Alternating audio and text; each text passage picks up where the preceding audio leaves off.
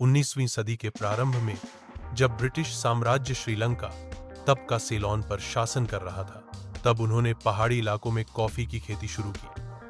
1825 में सीलोन में commercial coffee plantation की शुरुआत हुई। 1840 और 1860 के बीच कॉफी उद्योग तेजी से फलने फूलने लगा। कैंडी और नुआरा एलिया जैसे पहाड़ी क्षेत्रों में सबसे अधिक कॉफी उगाई जाती थी।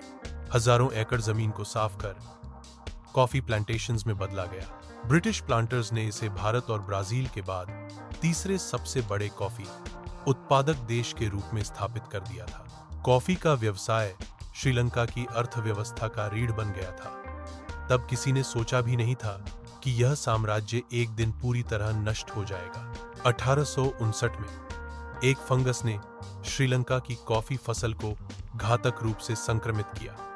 इस फंगस का नाम था हेमिलेया वास्टाट्रिक्स, जिसे आम भाषा में कॉफी रस्ट कहा जाता है। धीरे धीरे सभी कॉफी एस्टेट संक्रमित होने लगे, फसलें पूरी तरह नष्ट होने लगी। प्लांटर्स ने कीटनाशकों और उन्नत तकनीकों का सहारा लिया, लेकिन कुछ भी काम न आया। केवल 15 वर्षों के भीतर श्रीलंका में कॉफी उद्योग पूरी तरह खत्म हो गया। ब्रिटिश साम्राज्य को अब कोई दूसरा विकल्प तलाशना था, क्योंकि हजारों लोग बेरोजगार हो चुके थे और अर्थव्यवस्था पर बड़ा असर पड़ा।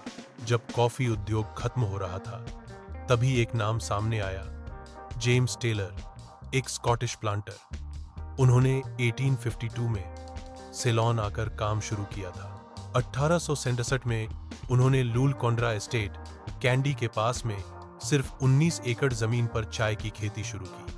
टेलर ने चीन और असम की चाय से सीखकर सीलोन में चाय उगाने की तकनीक विकसित की। 1872 में उन्होंने श्रीलंका की पहली टी फैक्ट्री शुरू की। चाय की पत्तियों को मैन्युअली प्रोसेस करना, रोलिंग टेबल का प्रयोग करना, क्वालिटी कंट्रोल और एक्सपोर्ट का स्टैंडर्ड तय करना।